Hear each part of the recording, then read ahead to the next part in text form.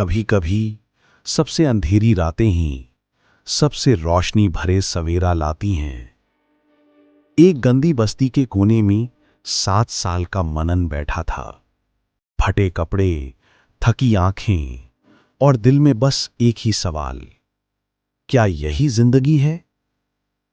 उसने धीरे से फुसफुसाया, बस अब और नहीं। जैसे ही मुखिया की सांसें भारी हुईं, मनन बिल्ली की तरह दबे पांव बाहर निकला, अंधेरी गलियों में दौड़ता हुआ अपनी आजादी की तरफ।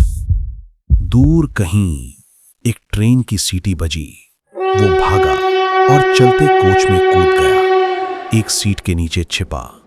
पहली बार उसने राहत की सांस ली।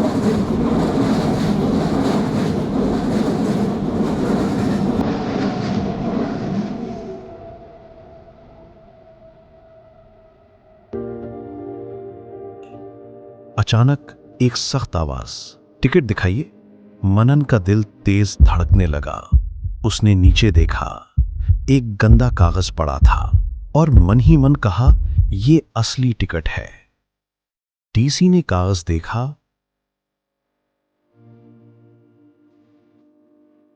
मुस्कुराया और बोला, ठीक है। मनन अवाक रह गया। क्या यह सचमुच काम कर गया?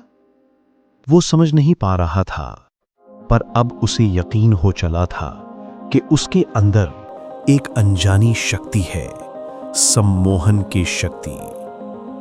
अगले स्टेशन पर ट्रेन रुकी।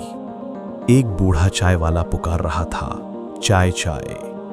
मनन बोला, एक चाय और बिस्कुट चाचा, ये लो 50 रुपए। फिर से वही गंदा कागज। चाय वाले ने नोट लिया, मुस्कुराया, उसे चाय दी और पैसे भी लौटा दिए। अब मनन को यकीन हो गया था, उसके शब्द सच्चाई बन जाते हैं।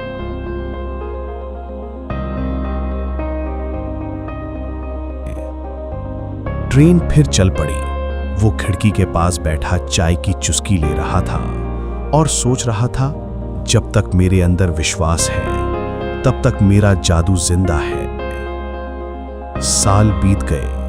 वही बच्चा अब एक आत्मविश्वासी युवक बन चुका था, जिसकी मुस्कान में सुकून और नजरों में मंजिल थी। अब मनन देश के खुफिया विभाग में उच्च अधिकारी था।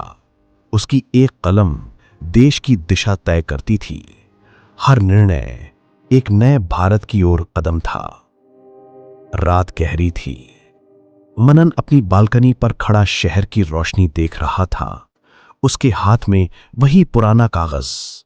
वो मुस्कुराया और कहा, एक छोटा सा कागज और अटूट विश्वास, यही थी मेरी सम्मोहन की उड़ान।